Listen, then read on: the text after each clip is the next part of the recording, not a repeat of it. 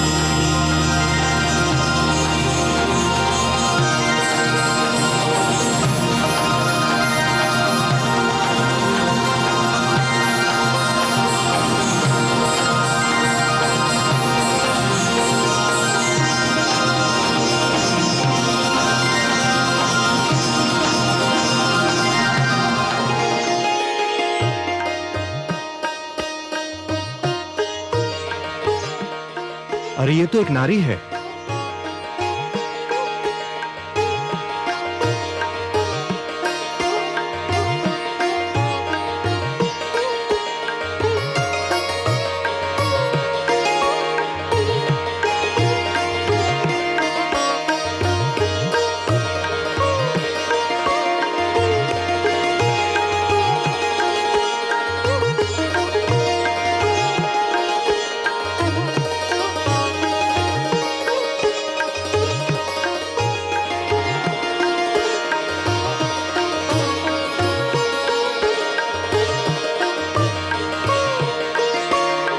हर्षल, इतनी सुंदर नारी कभी देखी थी पहले? नहीं दानवराज, ये तो कोई स्वर्ग की अप्सरा दिखाई पड़ती है। मूर्ख हो तुम। स्वर्ग की अप्सराएं तो इसके पांव की धूल के समान होंगी। तनिक इसका रूप तो देखो। मुख है कि पूनम की रात्रि का चंद्रमा, आंखें हैं या मद की कटोरी, कपोल है कि लाल कमल के पुष्प, अधरों की लालिमा उषा को लजा रही है, कंधों पर काले केशों की घटा लहरा रही है, मुस्कुराती है तो हृदय पर बिजली गिराती है, चलती है तो पुष्पों से भरी डाली लचक जाती है। हर्षल, इसने तो मेरा मन विचलित कर दिया है। तो फिर आप घोषणा कर दीजिए महाराज कि इस सुंदरी पर केवल आपका ही अधिकार होगा। इस सुंदर नारी पर हमारा अधिकार है देवराज। कदापि नहीं। क्यों? निर्णय तो यही हुआ था, मंथन से जो भी वस्तु निकलेगी वो देवताओं और दानवों में आदि आदि बांट दी जाएगी। हाँ, यही निर्णय हुआ था, किंतु यह वस्तु नहीं है, प्राणी है, नारी है, स्त्री है। इसका विभाजन नहीं किया जा सकता। मैं कब कहता हूं कि इसका विभाजन किया जाए? मैं स्वयं इसे इसी रूप में प्राप्त करना चाहता हूं जिस रूप में दिखाई दे रही है। निर्णय बहुत सरल है देवराज, यह सुंदरी हमें दे दो, इसके उपरांत मंथन से जो भी निकलेगा वो तुम देवतागण ले लेना। दानवराज बिल्कुल ठीक कह रहे हैं। ये केवल नारी और सुंदरी नहीं है, देवी है। और देवी केवल देवताओं की संगति में रह सकती है, दानवों की संगति में नहीं। तुम हट कर रहे हो देवराज। यह हट का नहीं, सिद्धांत का प्रश्न है। यह देवी तुम्हें नहीं दी जा सकती। तो फिर हम समझौते के अंत की घोषणा करते हैं देवराज। हम समझौता समाप्त नहीं करना चाहते, परंतु यदि यही एक मार्ग रह गया है तो हमें स्वीकार है। समझौते के अंत का दूसरा अर्थ समझते हो देवराज? समझौते का अंत युद्ध का आरंभ होता है। अब हमारी भेंट युद्ध क्षेत्र में होगी। आपकी इच्छा दानवराज, तुम हमें युद्ध के लिए तैयार पाओगे।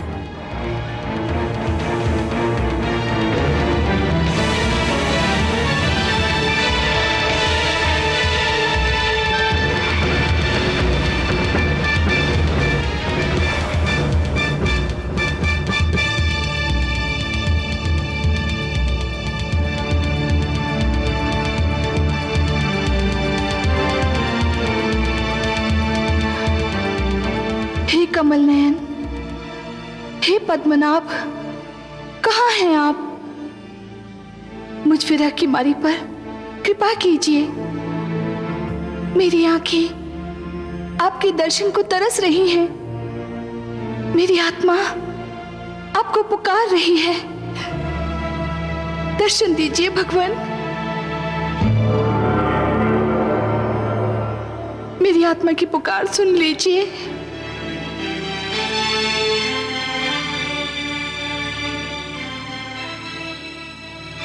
महादेवी, कमल नयन, आपने हमें पुकारा, हम आ गए आपके पास। कमल नयन, आपने मुझे अपनी भुजाओं में ग्रहण करते समय कहा था कि इस बार हमारा मिलन बहुत ही मधुर होगा। हाँ देवी। परंतु धरती पर मुझे आपसे दूर करने की चेष्टा की जा रही है। देवता और दानव मुझे आपसे छीनने के लिए तत्पर हैं, एक दूसरे से युद्ध करने के लिए तैयार हैं। हे कमल नयन, सागर से निकलते ही सबसे पहले मुझे आप ही का ध्यान आया था। आपसे क्षणिक वियोग भी मुझसे सहन नहीं होता। हे महादेवी, उपवन के भाग्य में वसंत का सुख सदैव नहीं होता, उसे पतझड़ का दुख भी झेलना पड़ता है। उसी प्रकार जीवन में भी मिलन का आनंद सदा के लिए नहीं छाया रहता देवी। वियोग की घड़ियां भी आती हैं। तो कब बीतेंगी यह विरह की घड़ियां? मैं तो आप ही की हूं, आप ही के लिए बनी हूं।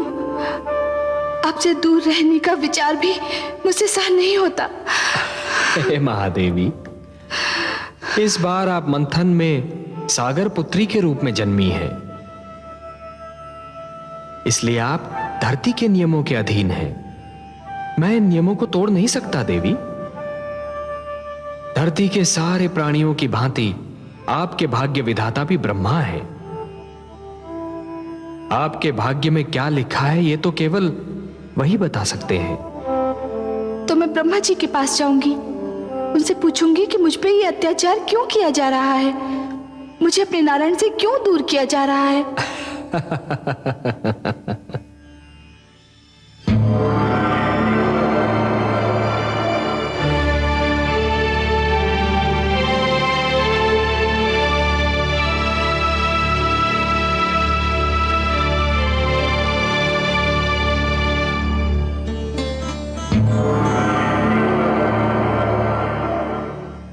हे ब्रह्मा, हे आदि प्रजापति, हे विधाता, मेरा जीवन कांटों की शैया बन गया है। विरह की अग्नि मेरे तन मन को फूंक रही है। हे विधाता, आप तो जानते ही हैं, मेरा मन नारायण के चरण कमल में वास करता है। उनकी भुजा ही मेरा घर है। उनके सुंदर मुख को निहारना मेरी पूजा है। उनसे दूर बीता एक पल मेरे लिए युग के समान है। फिर मुझे उनसे दूर क्यों किया जा रहा है? सागर तट पर मेरे लिए युद्ध की घोषणा कर दी गई है। आपके लिए युद्ध की घोषणा? हाँ विधाता, मेरे लिए युद्ध घोषित किया गया है। देवता और दानव मेरे लिए झगड़ रहे हैं। देवता चाहते हैं कि मैं उनकी संगति में रहूं और दानवों की इच्छा है मैं उनकी संपत्ति बन जाऊं। हे विधाता, आपने मेरे भाग्य में क्या लिख दिया जो ये अत्याचार मुझ पर हो रहा है? हे देवी, अवश्य ही ये अत्याचार है, परंतु मैंने आप ही के लिए नहीं, हर नारी के लिए एक नियम बनाया है। वो नियम यह है कि नारी पर उसकी इच्छा जाने बिना कोई अपना अधिकार नहीं जमा सकता। पर वे जमा रहे हैं अधिकार। वे भ्रम में हैं, वे मेरे नियम को तोड़ रहे हैं। मैं ऐसा नहीं होने दूंगा। चलिए, मैं आपके साथ चलता हूं, उनका भ्रम दूर करता हूं।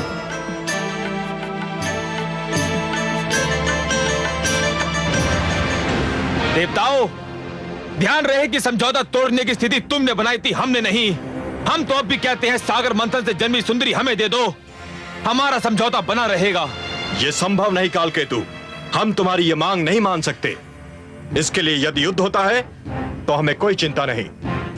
चलो वीरो, आक्रमण करो। ठहरो।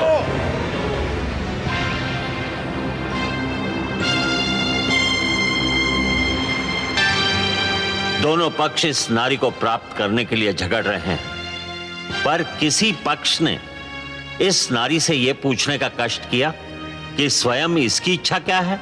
यह नारी की इच्छा का प्रश्न नहीं है ब्रह्मदेव, यह समझौते के सिद्धांत के आदर का प्रश्न है। नहीं, यह हर स्त्री के अधिकारों का प्रश्न है।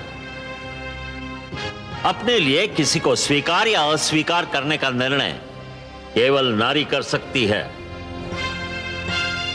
स्त्री कोई वस्तु नहीं जिसे बांट लिया जाए। समुद्र मंथन से निकली ये नारी मेरी सहोदरा है, मेरी बहन है।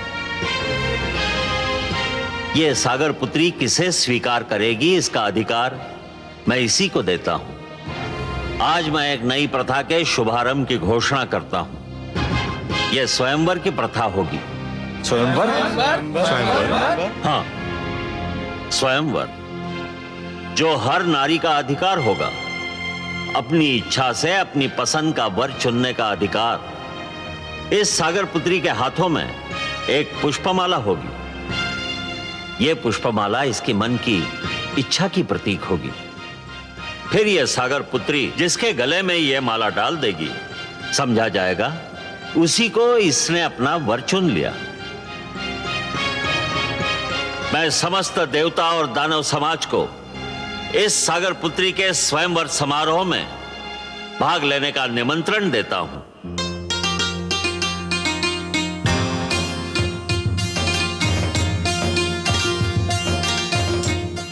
हर्षल, मैं व्याकुल हो रहा हूं। क्यों दानवराज? न जाने ये चंद्रमुखी, ये मृगनयनी किसे चुनेगी? आपको ही चुनेगी दानवराज। ये तुम कैसे कह सकते हो हर्षल?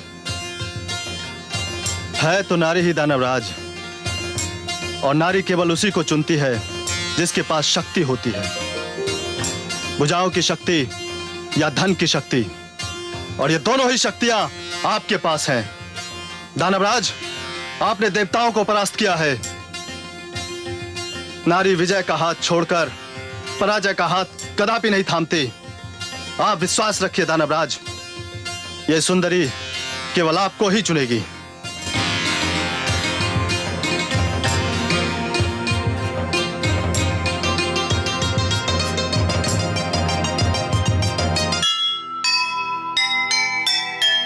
बात स्वयंवर की सुनी, दानव हुए अधीर। जिसको चुन ले सुंदरी, परम धन्य वह वीर। दिव्य स्वयंवर की प्रथा भूल गया संसार। जिसने नारी को दिया नारी का अधिकार, नारी का अधिकार